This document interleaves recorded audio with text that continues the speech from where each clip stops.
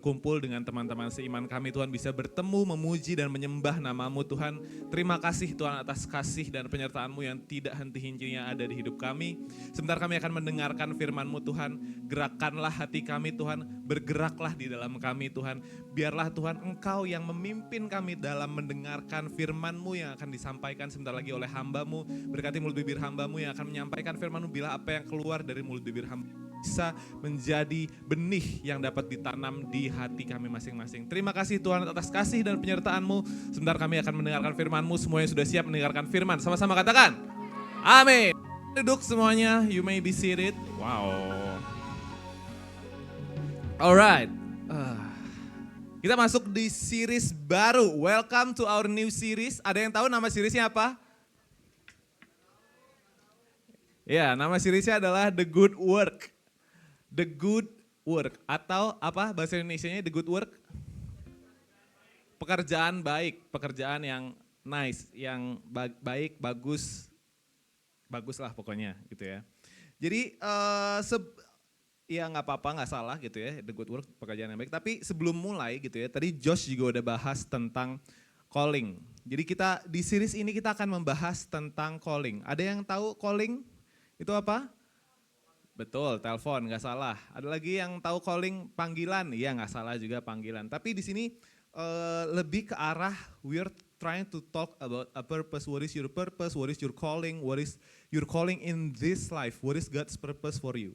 Tapi talking about that gitu ya, pernahkah, gue pengen tanya, pernahkah kalian di sini salah satu atau salah dua pernah berpikir bahwa pada saat kalian dilahirkan, pada saat kalian hidup gitu ya, pada saat kalian ada di sini sekarang gitu, apakah kalian pernah percaya bahwa I think I was born for more.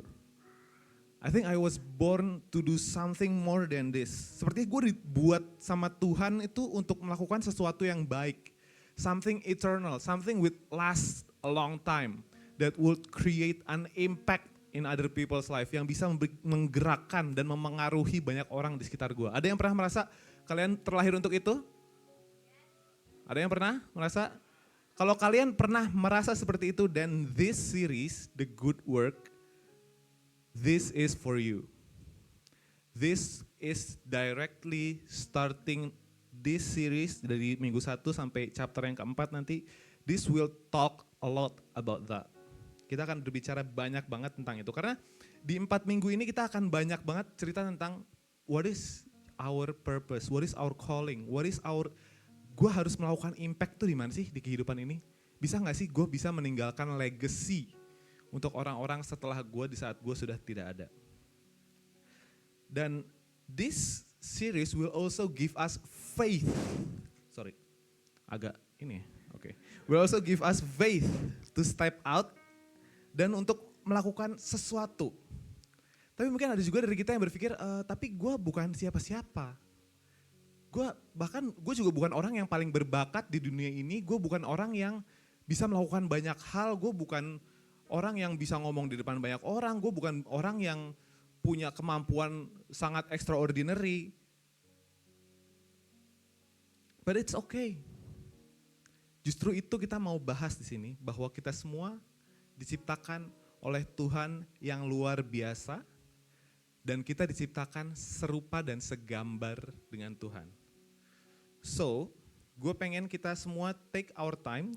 Jadi waktu Tuhan itu mulai bisa menggunakan kita untuk bisa menjadi impactful di orang-orang sekitar kita. Tapi gue perlu kasih warning sebelum kita melangkah lebih dan kita mau melakukan apa yang Tuhan mau kasih buat kita, gue perlu kasih warning bahwa waktu Tuhan mulai memakai kita, pasti akan ada yang namanya personal cost yang mesti kita bayar. Sangat mungkin pada saat kita mulai langkah iman kita, gitu, kita itu akan it will come with a price. Ada harga yang harus kita bayar dan biasanya lebih besar dari yang kita bayangkan. Jadi anggap ini ya, gue akan kasih sedikit spoiler di saat kalian sudah mulai ingin melakukan langkah iman ini, bahwa pada suatu saat nanti, pada saat kalian melakukan langkah ini, kalian mungkin akan merasakan sakit hati, merasakan penolakan, pain, failure, atau bahkan keraguan, doubt. Akan ada waktu mungkin kalian merasa sendiri, mungkin orang-orang akan menertawakan kalian, misunderstand kalian. Tapi percayalah di saat kalian melakukan pengorbanan yang mempengaruhi hidup orang lain, yang impact hidup orang lain, and God's name is glorified, dan nama Tuhan dipermuliakan lewat hal yang kalian lakukan. Percayalah pada saat itu sudah terjadi, kalian gak mungkin hitung-hitung lagi tentang apa yang terjadi di masa lalu, apa yang udah kalian rasain, apa yang pengorbanan yang sudah kalian rasain.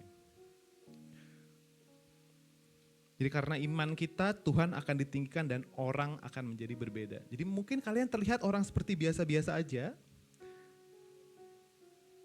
tapi kalianlah orang-orang yang seperti biasa-biasa ini adalah orang-orang yang pengen banget Tuhan pakai. So, di 4 minggu ke depan, kita akan bahas salah satu buku dari Old Testament, dari Perjanjian Lama. Kita akan bahas tentang seseorang yang juga orang biasa. Kita akan bahas tentang Nehemia. Dan dari sinilah kata-kata the good work itu berasal. Kalau kita buka di Nehemia 2 ayat 18, di sini dikatakan bahwa I also told them about the God gracious hand of my God on me and what the king had said to me. They replied, let us start rebuilding. So they begin this good work. Everyone says the good work. Alright. Ini sudah terlalu jauh tapi ya. Sebelum mereka melakukan the good work ini, this is what we are trying to do. We are trying to do the good work. Tapi sebelum mereka masuk ke dalam the good work ini, there is something that started it. Ada satu ripple yang bisa memulai ini semua. Jadi dari satu tetesan bisa terjadi ombak di tempat yang jauh sana pada saat mereka melakukan the good work. Dan semua ini dimulai dari pertanyaan yang sangat simple. What would you do when you can't take it anymore? Apa yang kalian lakukan di saat kalian sudah gak mampu lagi melihatnya? What did you do when you can't take it anymore? Dan ini adalah judul dari The Good Work yang part 1. Seperti yang gue bilang tadi, kita akan membahas banyak tentang Nehemia di 4 chapter ke depan, di 4 minggu ke depan. Dan again, yang gue suka dari buku ini, dari bukunya Nehemia adalah, Nehemia itu orang biasa.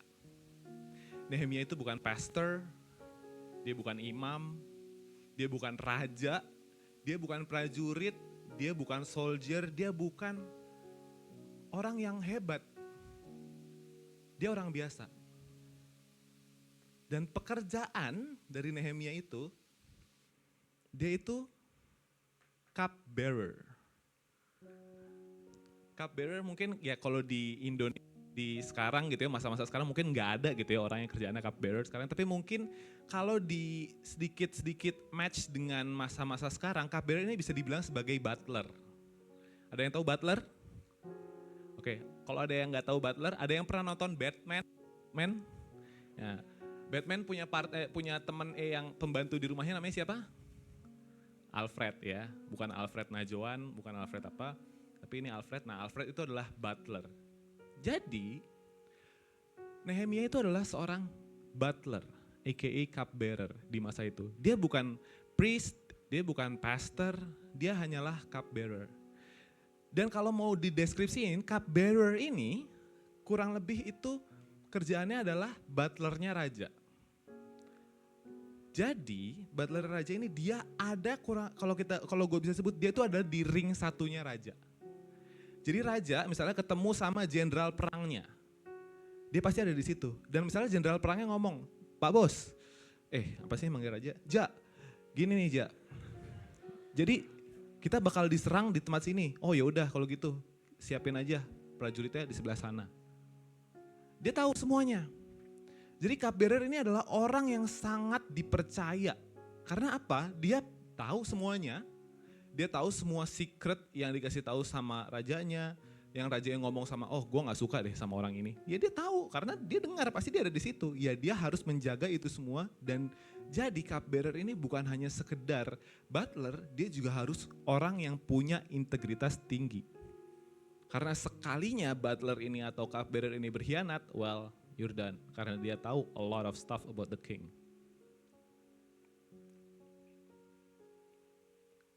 Kalau di bahasa Indonesia ini ya, cupbearer sebenarnya agak aneh. Ya, nama cupbearer itu di bahasa Indonesia dia bilangnya juru minum. Ya agak aneh gitu dibilang juru minum, tapi ya karena salah satu tugas utamanya cupbearer itu adalah gini. Seperti yang ya sama pada masa lalu juga ada pada masa sekarang. Jadi setiap orang tuh punya plot gitu ya. Mungkin ada plot untuk membunuh raja. Jadi membunuh raja dia pakai chefnya nih, tuh dikasihin, oh ya wine-nya kita kasih racun aja. Nah salah satu tugasnya cupbearer yang paling penting adalah sebelum raja itu minum, dia harus nyicipin dulu minumannya. Jadi di saat itu ada racun, ya udah cupbearernya, ya gue nggak tahu tentang kalian, tapi kalau gue jadi cupbearer gue pengen asuransi sih pekerjaan ini, kayak gue perlu asuransi ini dan gaji gue pasti harus sekian. Gitu. Kalau enggak kayak gue nggak mau juga jadi cupbearer karena the risk is too high, resiko itu tinggi banget. Kalau tiba-tiba ada racun ya dia harus ngetes duluan. Oke, that's about the cupbearer. Tapi suatu hari di saat dia sedang melakukan pekerjaannya, hari yang biasa. Kayak hari-hari, ya hari bukan weekend, ini weekend sih, misalnya weekday lah gitu ya. Dia lagi bekerja pada biasanya. Terus dia mendengar sebuah percakapan. Percakapan ini dimulai oleh Hanani dan saudara-saudaranya. Kalau kita lihat di Nehemia 1 ayat 2, Hanani, one of my brothers, came from Judah with some other men and I questioned them about the Jewish remnant that had survived the exile and also about Jerusalem. Jadi dia nanya nih, dia mendengar conversation dari Hanani, one of my brothers gitu ya, datang dari Judah dengan orang-orang lain. Terus dia tanya, gimana nih kabar kita, kabar saudara-saudara kita, sisa-sisa orang-orang Yahudi yang survive the exile. Untuk konteks nih, sekitar 140 tahun sebelum ini terjadi, the Jews are getting attacked by Babylonians. Jadi mereka diserang sama Babylon dan dipimpin oleh rajanya Nebukadnezar dan semuanya diratakan tanah. Semuanya benar-benar dihancurkan. 140 tahun yang lalu. Jadi semua temboknya hancur, semua gerbangnya dibakar habis.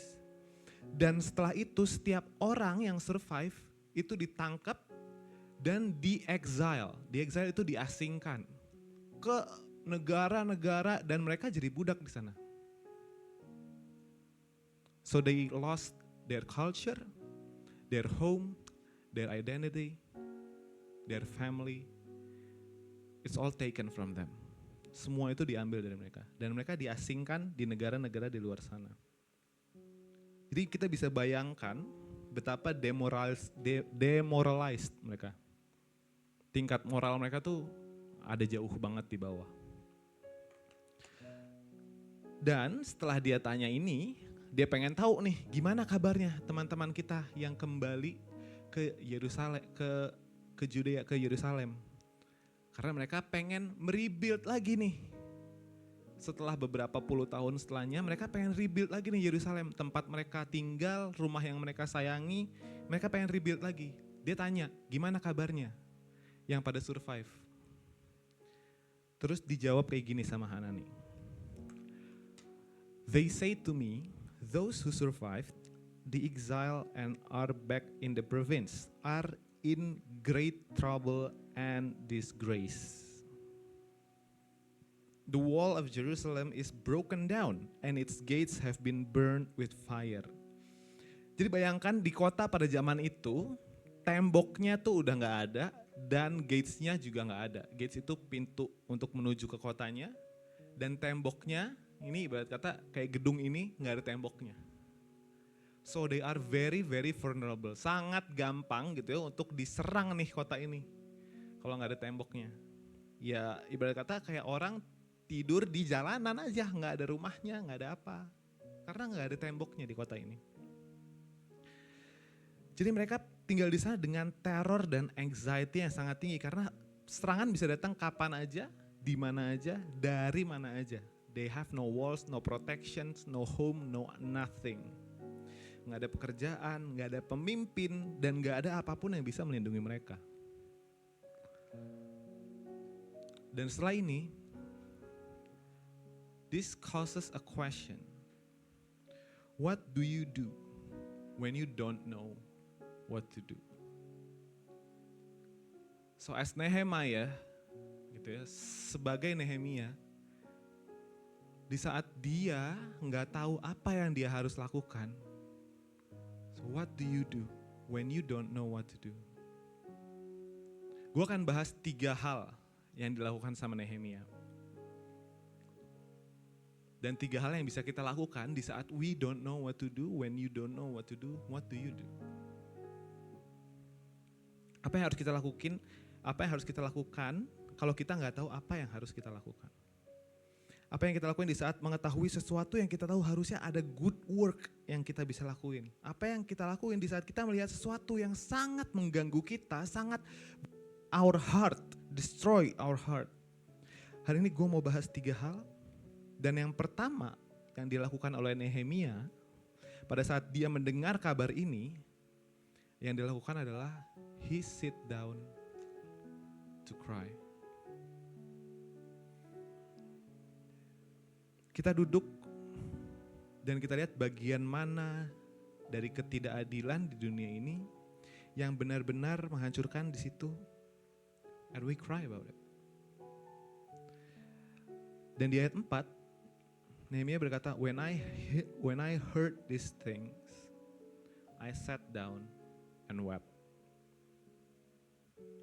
Di saat dia dengar itu, dia benar-benar sangat hancur sampai dia harus duduk dan dia menangis. Bayangkan pada saat ini posisi Nehemia ini, dia tuh lagi ada di Persia. Dia melayani Raja Artahasta. Posisinya dia ada ribuan mil jauhnya, ribuan kilometer jauhnya. Ada di tempat yang sangat jauh di sana, tapi pada saat dia mendengar kabar ini gitu ya, dia bisa duduk dan menangis. Padahal kalau kita lihat gitu ya, dia hidup udah sangat nyaman. Dia bisa makan apa yang raja makan, dia bisa nonton apa yang raja tonton. Dia bisa banget tinggal, oh ya gitu, ya udah oke, good. Berdoa deh buat mereka, oke. Ya udah, then I continue with my life. Gue gak bohong, gue juga melakukan itu di saat gue melihat sebuah misalnya ada kelaparan di tempat mana, aku oh my God kasihan banget. Oke, anyway. Atau gue melihat misalnya ada orang butuh donasi dan lain-lain, oh well gue bisa aja melakukan itu. Tapi pada saat ini Nehemia chose, dia memilih untuk he sat down and wept. This is not an easy choice for him, karena dia sudah hidup dengan sangat nyaman. He might just move on with his life. And it's not wrong, gak salah juga buat dia melakukan itu. But he chose, dia pilih untuk sat down and wept. Dia gak cuman berhenti sampai, oh no, kasihan banget orang-orang itu. He felt his heart broken by it. So the next question is, what breaks your heart? From all the things that's going on in this world, dari sekian banyak hal yang terjadi di dunia ini, what breaks your heart? Apa yang benar-benar menghancurkan hati kalian? Yang membiarkan rasa sakit itu tuh sangat menyakiti kalian. It really hurts me this much. Dan kalian merasa ini gak benar dan ini harusnya gak terjadi di dunia ini. Dan ini tuh gak boleh terjadi harusnya. Kenapa ini bisa terjadi? Apa yang benar-benar merusak hati kalian pada saat kalian melihat injustice di dunia ini? It could be anything. It could be anything. Mungkin kalian melihat orang-orang atau teman-teman kalian yang dibully. Maybe that breaks your heart. Atau mungkin kalian melihat orang yang dipukuli oleh orang lain. Melihat anak-anak yang gak bisa baca. Atau melihat orang-orang memiliki disabilitas dan dia tidak punya akses untuk kemanapun. Bisa aja orang-orang, teman-teman kalian yang terkena adiksi. Baik itu drugs maupun adiksi pornografi. Atau teman-teman kalian yang punya problem dalam permasalahan mereka berpacaran. Mereka terus menerus disakiti dan mereka gak peduli tentang itu. Because they don't care about themselves anymore. Atau mungkin satu tempat di daerah sana yang bahkan mereka gak punya akses buat air bersih. Bisa aja orang-orang yang harusnya bisa beli obat ini padahal harganya sangat murah. Tapi mereka gak punya akses untuk bisa beli obat itu. A lot of things, it could be anything. So what breaks your heart?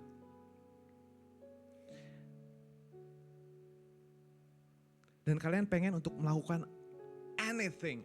You wanna do anything to help them free from those. And you know that our church, this church, GBWTC, our place, has a way to find what is our calling. It is a very easy, simple way.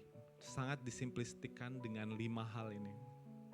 Dan hari ini gue pengen bahas di sini yang akan kita baca, yang akan kita teruskan di ini. Ada salah satunya. Ada salah satu dari 5 hal ini. Yang kita bisa relate banget dengan apa yang Nehemia lakukan. Jadi 5 hal ini adalah 5P disebutnya. Yang pertama itu adalah private God anointing. Kenapa anointing? Revelation ya, ini harusnya private God revelation. Lalu yang kedua ada personal spiritual growth, kurang spiritual, salah tulis. Yang ketiga ada passion, yang keempat ada pain and love intersect together. Dan yang terakhir ada productivity. Positionnya agak salah tapi ya kurang lebih ini. And these 5 dari 5 ini, kita bisa lihat bahwa Nehemia itu merasakan a really huge pain di dalam hatinya dia. He's really broken. And it's something that he loves so much. And it's his home. Bahwa orang-orang di rumahnya dia itu gak bisa punya keamanan. They don't have the security of it. Dan karena itu meskipun dia sejauh apapun dia, ribuan kilometer jauhnya, dia tetap bisa merasakan rasa sakit itu. So what breaks your heart? For me, there was this story. I'm not born as a Christian. Gua Kristen sekitar udah lumayan lama, udah kuliah, adalah momen-momen gua Kristen. Dan pada saat itu gua baru awal-awal ke gereja.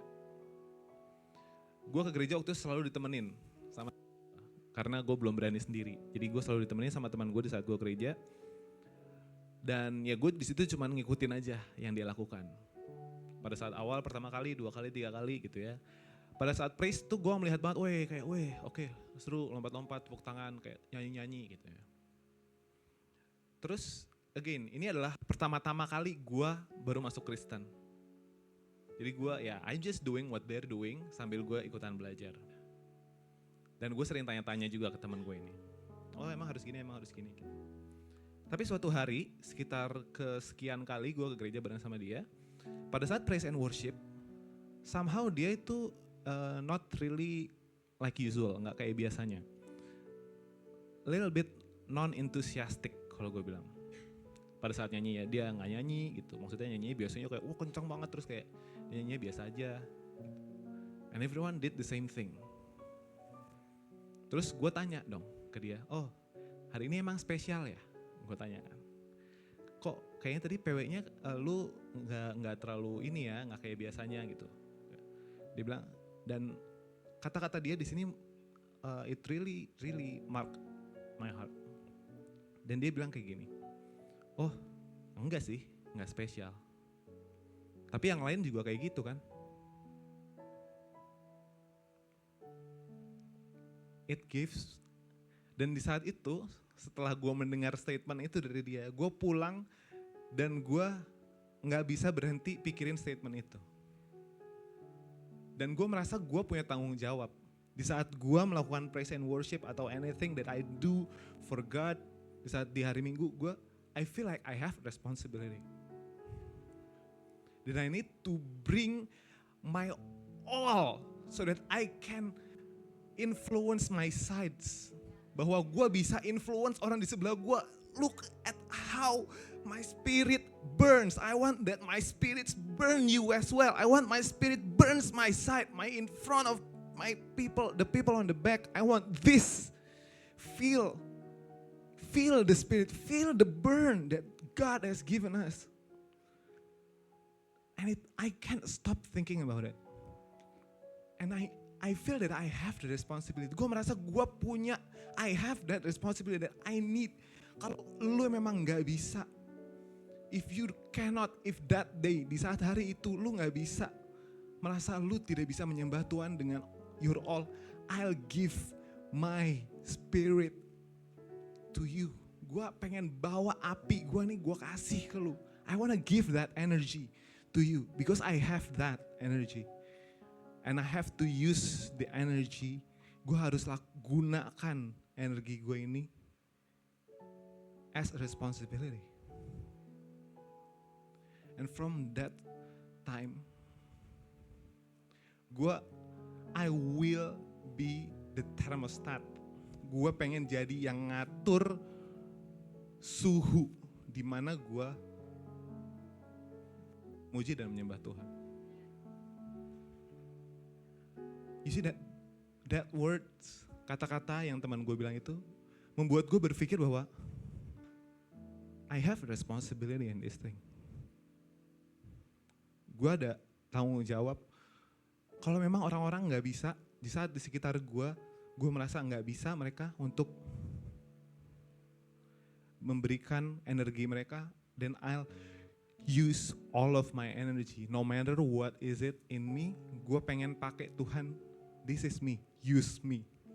Use whatever it is that I have, meskipun cuma energi gue aja, I don't care God. I have this, and this is the only thing that I can give, then use me. Here I am. It sound very simple, but it breaks me so bad. Di saat gue mendengar orang bilang dia gak bisa semangat, di saat sebelahnya pun, ya sebelah gue soalnya gak semangat, jadi gue mau gimana. So on that moment on, I'll dedicate my life so that God can use me, even if it's just my energy. So,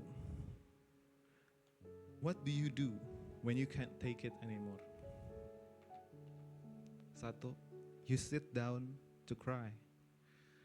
When my friend, di saat teman gue bilang gue seperti itu, gue berpikir benar-benar gue pulang ke rumah, gue gak bisa berhenti pikirin itu. I let it broke my heart until I sit down and I might not cry, but I feel very sad about it. Dan yang kedua, yang kita lakukan, you kneel down to pray. Kita berlutut dan berdoa.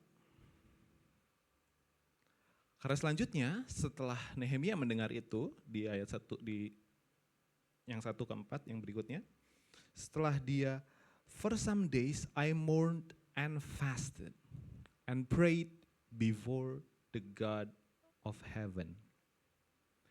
Dia berdoa dan berdoa. Dia mungkin sampai berhari-hari. Dia sampai berhari-hari karena dia berpuasa. Karena dia tahu this is that big of a problem. Karena itu momen ini adalah problem yang sebesar itu. Dan dia berpikir gimana lagi cara dia bisa melakukan ini. So I want you to listen to this one. If it is big enough to cry about it, it is big enough to pray about it. Kalau itu benar-benar bisa membuat kita menangis dan menghancurkan kita sedemikian rupa, berarti itu layak buat kita doakan, dan gak cuma sehari, gak cuma 2 hari, bisa kita doakan berhari-hari, berminggu-minggu, bertahun-tahun. Dan di ayat 5, di ayat berikutnya dia bilang, Then I said, Lord, the God of heaven, the great and awesome God, who keeps his covenant of love with those who love him and keep his commandments, let your ear be attentive and your eyes open to hear the prayer your servant is praying before you day and night for your servants, the people of Israel. Dan kalau kalian baca terus nih ya doanya Nehemia, dia itu berdoa, dia mengaku dosa akan dirinya, dia mengaku tentang dosa bangsa-bangsanya, dia mengaku dosa dan dia berpuasa. Dan bahkan dia pengen minta izin pun ke langkah berikutnya, dia mau minta izin pun di ayat 11 dikatakan, dia pun berdoa. Karena di ayat 11 dia bilang, Lord, let your ear be attentive to the prayer of this, your servant, and to the prayer of your servants who delights in revering your name. Give your servant sukses today. Berikanlah hambamu ini kesuksesan hari ini dengan cara memberikan dia kemampuan untuk orang ini. I was the cupbearer to the king. Jadi dia pengen minta izin nih by granting him favor in the presence of this man. Pun dia doain. Jadi dia benar-benar berdoa terus dan terus tanpa henti.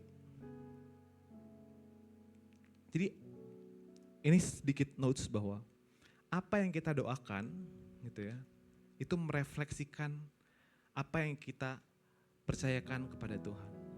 Jadi kalau kita cuma berdoa pada waktu kita makan atau pada saat kita mau pergi, Tuhan aku mau pergi ke sini, kasih selamat ya Tuhan, bla bla bla.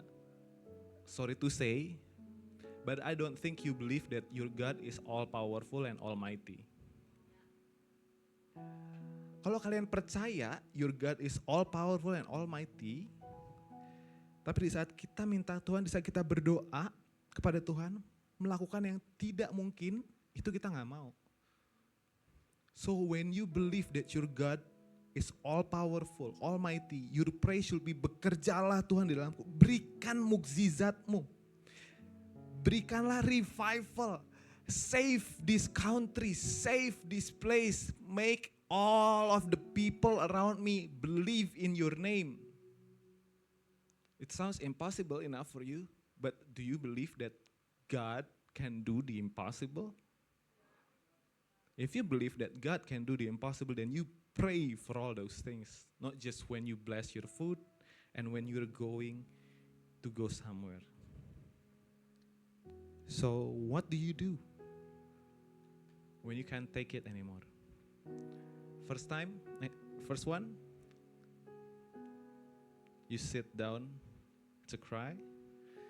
Second one, kneel down and pray. The third one, you stand up and act. So these three are the thing that you can do when you don't know what to do anymore. Di saat kalian sudah gak tahu apalagi yang bisa kalian lakukan, 3 hal ini yang bisa kalian lakukan. You sit down, you kneel down, and then you stand up. Kalau kita lanjut di pasal yang berikutnya, setelah dia berdoa, dia akhirnya berdiri untuk minta izin ke raja. Dan pada saat dia minta izin, the king said to me, what is it that you want? Sebelum dia melakukan semuanya, dia pertama bilang, then I prayed to God of heaven. And I answered the king. Jadi bukan dia. Dia sebelumnya minta dulu ke Tuhan, berdoa dulu ke Tuhan. And I answered the king, if it pleases the king and if your servant has found favor in his sight, let him send me to the city in Judah where my ancestors are buried so that I can rebuild it. Dia minta izin kalau kotanya hancur, temboknya hancur, gerbangnya terbakar dan saya cuma bisa duduk di sini tanpa melakukan apa-apa. Harus ada orang yang melakukan sesuatu. And it might as well be me. Gue gak tahu ini akan berbicara ke siapa. Tapi kalau ada seseorang dari kalian yang merasa terganggu dengan sesuatu dan beberapa kali mungkin kalian menjauhkan diri dari itu, hari ini adalah saatnya kamu harus feel that pain. Kamu harus biarkan rasa sakit itu menghancurkan kamu. Let it break your heart. Let it take your time to sit down and feel that pain and cry about it. Dan setelah kalian berdoa, dimanapun itu kalian, di saat kalian menangis, dimanapun kalian menangis saat itu, take a position to kneel and pray to God. And after that, you are in need to stand up and act. Dan kalau kalian berpikir, tapi gue bukan orangnya deh kayaknya, gue bukan siapa-siapa, gue gak pernah ditunjuk, gue adalah orang yang sangat hidden. Gak ada orang yang bahkan bisa pernah melihat gue. Percayalah, dengar baik. You don't need to be appointed by man if you are called by God. So whatever it is that you are doing, whoever it is who you are, no matter who you are, you don't need to be appointed by man if you are called by God. So do it. If you are called by God, you are always a majority. Kalau kalian bersama dengan Tuhan, berapapun jumlah kalian, plus one God, then you are a majority. So do it. Act. Because if you want to see victory, you need to be on God's side. So what do you do when you can't take it anymore? First one, you sit down and you cry. Second one, you kneel down to pray. And the third one is you stand up and act. So now I invite you guys to stand up.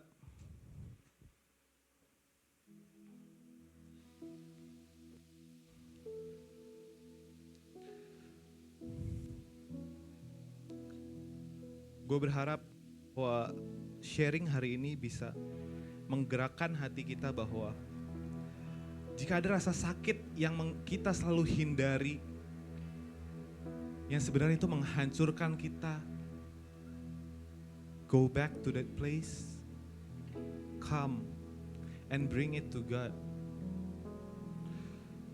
Tuhan, aku berdoa Tuhan lewat firman-Mu ini, biarlah roh-Mu yang bekerja di dalam setiap kami. Engkau yang gerakkan kami, gerakkan hati kami Tuhan. Stir our heart Lord. Make it move the way you want it to move. Make us move the way you plan us to move. Lead us anywhere you want us to go. And take that responsibility from those broken hearts. Says to God, here I am, Lord. God, here I am. You have called me. I don't need anything else. I don't need anyone else. If you have called me, then that's enough. Stir our hearts, Lord. Accept that calling.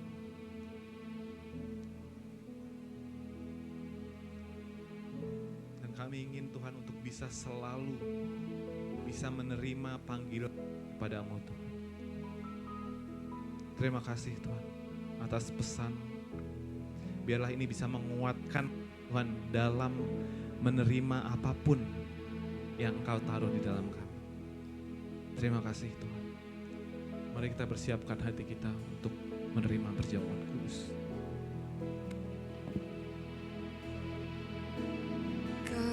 Karyamu, oh Tuhan, kasih yang selamatkan,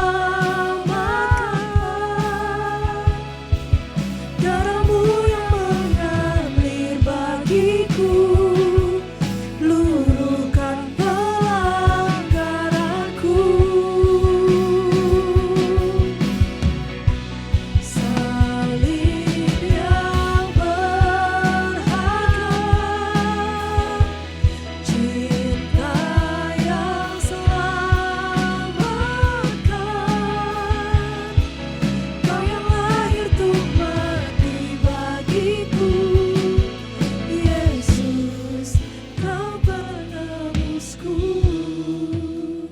Apakah ada di antara teman-teman yang belum menerima tubuh dan darahnya? Boleh angkat tangannya. Semua sudah. Bapak, terima kasih untuk kebenaran firman-Mu yang kami percaya akan mengubah hidup kami. Kami gak mau ada di tempat ini hanya untuk berhenti bertumbuh menjadi jemaat yang baik saja. Itu baik bagi sebagian orang, tapi tidak di mata Tuhan.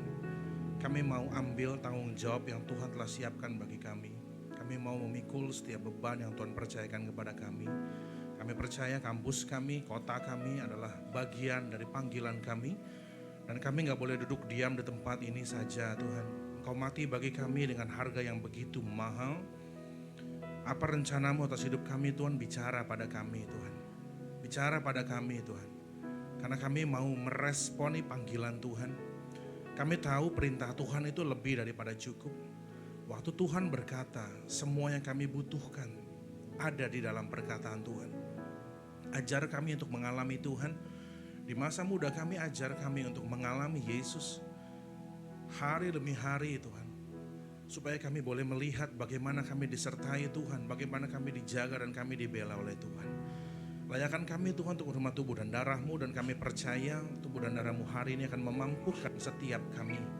Kami yang belum bisa mendengar suara Tuhan, kami yang masih ragu untuk masuk dalam panggilan, hari ini tubuh dan darah-Mu, Tuhan, akan mentransformasi pikiran kami, belief system kami, dan kami akan menjadi anak-anak muda yang berani mengambil tanggung jawab yang Tuhan sediakan bagi kami. Terima kasih Tuhan Yesus. Sebab apa yang telah kuteruskan kepadamu telah kuterima dari Tuhan, yaitu bahwa Tuhan Yesus pada waktu malam Ia diserahkan mengambil roti, mereka roti di tangan kananmu. Dan sesudah itu Ia mengucap syukur atasnya, Ia memecah-mecahkannya dan berkata, inilah tubuhku yang diserahkan bagi kamu, perbuatlah ini menjadi peringatan akan aku. Kekasih-kekasih Kristus, bukankah roti yang kita pecah-pecahkan ini adalah persekutuan kita dengan tubuh Kristus? Amin. Mari kita makan dalam nama Yesus.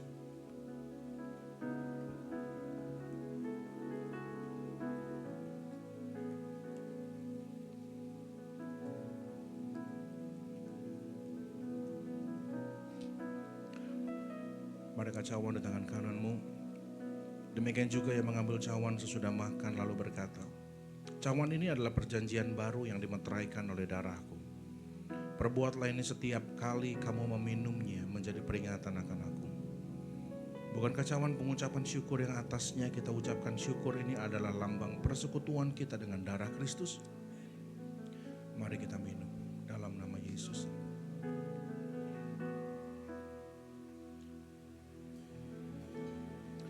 Merenaikan syukurmu.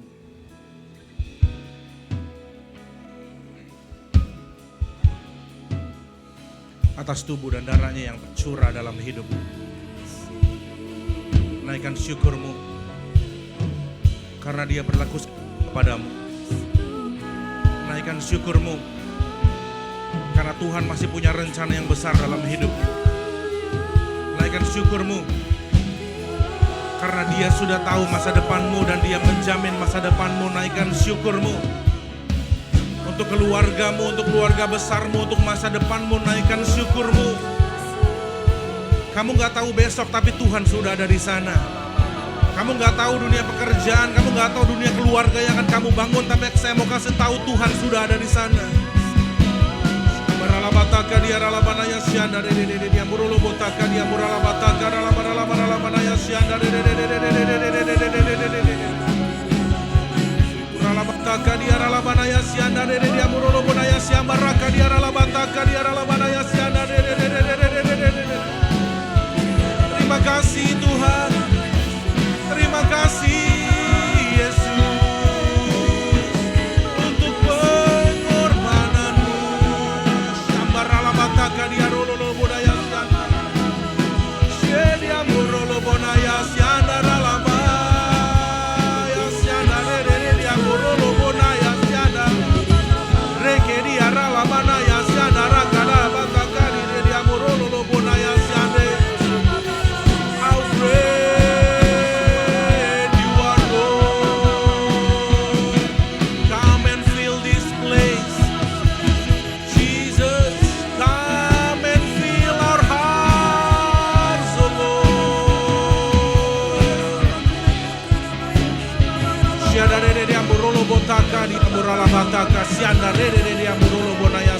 baraka dia morala batanya. Rala labana ya sianda de dia murolobona ya siamba baraka dia rala labana ya sianda. Tuhan, biarlah urapan-Mu mengalir di tempat ini, mengurapi setiap anak-anak muda di tempat ini.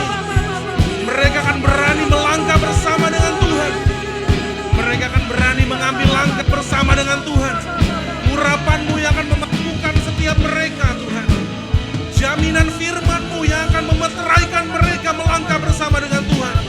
Hari ini setiap keraguan kami hancurkan dalam nama Yesus. Kami punya percaya diri yang besar terhadap Tuhan. Roh Kudus, hamba-Mu berdoa terus aktif dalam hidup mereka. Roh Kudus terus berbicara kepada mereka. Roh Kudus terus membakar iman mereka, percaya mereka. Sehingga bukan lagi mereka yang hidup untuk diri mereka, tetapi Roh-Mu yang memimpin kami berjalan menyelesaikan setiap panggilan yang Tuhan percayakan dalam hidup kami. Selama Yesus sudah berkata-kata, itu lebih daripada cukup. Kami tidak butuh konfirmasi dari orang lain. Selama kami tahu Tuhan berkata ya, kami mau belajar jalan sama Tuhan.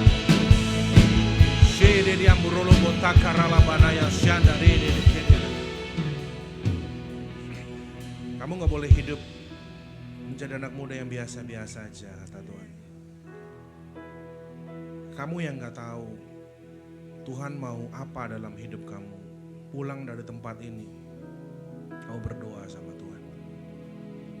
Dan hari ini, pengurapan hari ini akan memampukan telingamu dilatih hari lepas hari menjadi telinga seorang murid. Di mana pada waktu Tuhan berkata-kata, kamu akan mendengarkan. Satu pesan Tuhan hari ini, waktu kamu mendengar, kerjakan. Don't question it. Jangan biarkan otak kita yang kecil ini meragukan visi Tuhan yang besar. Begitu kamu dengar perintah Tuhan, baru gunakan otak kita, kemampuan kita untuk memikirkan how to implement, how to make it success.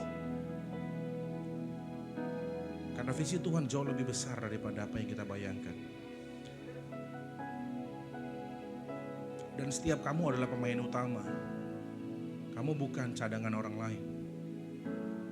Dan kamu bukan pemain cadangan. Dan kamu tidak ada cadangannya. Kamu berharga di mata Tuhan. Terima kasih Tuhan untuk firman-Mu hari ini. Berkati Ihsan Tuhan berlimpah-limpah. Ajak terus Tuhan untuk berjalan sama Tuhan. Dan pastikan setiap benih kebenaran firman yang keluar dari mulutnya boleh membangkitkan iman dan semangat orang-orang yang mendengar. Memberkati masa depannya, berkati hubungannya. Dan Tuhan, kamu juga memberkati gereja di mana kami boleh bertumbuh. Biarlah di tempat ini Tuhan, semua orang dengan beragam background boleh datang, beragam kesusahan dan keterikatan boleh datang. Dan di tempat ini Tuhan adalah bengkel rohani, di mana setiap hati akan mengalami perjumpaan dengan Tuhan. Dan pemulihan boleh terjadi. Di tempat ini Tuhan, ada orang-orang yang akan membantu mereka memikul Tuhan beban mereka yang datang ke tempat ini, untuk mereka bisa berjumpa dengan Tuhan, mengalami Tuhan, kelepasan, kembali punya pengharapan, kembali punya masa depan. Biarkan ini boleh menjadi second home bagi setiap kami Tuhan. Terima kasih Tuhan, kami melepaskan berkat-Mu atas bangsa kami. Biar damai sejahtera Tuhan yang melampaui segala akal ada atas bangsa kami. Kami berdoa tidak ada lagi kerusuhan, tapi kami mau ada perubahan dan pertobatan. Kami berdoa Roh-Mu Tuhan bergerak di pemerintahan. Biarlah Tuhan setiap orang-orang yang duduk di kursi pemerintahan boleh mengenal Tuhan. Mereka boleh mengerti isi hati Tuhan.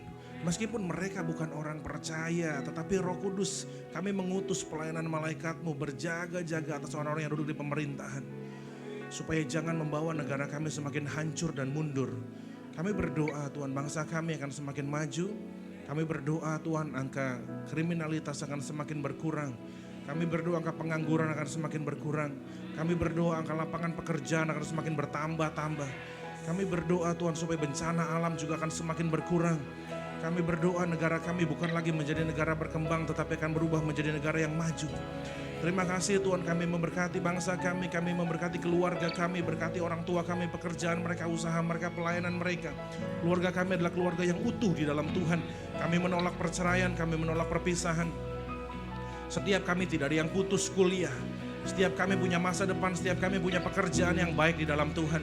Terima kasih Bapak, terima kasih untuk janji-Mu Tuhan, untuk kesetiaan-Mu. Terima kasih Tuhan, terima kasih. Kalau sebentar kami akan kelompok Tuhan. Tuhan yang mengurapi para small group leader yang ada, berikan mereka semua hikmat untuk menjadi teladan, untuk boleh menjadi jawaban, untuk boleh menolong setiap teman-teman yang ada di tempat ini Tuhan. Terima kasih Tuhan, terima kasih.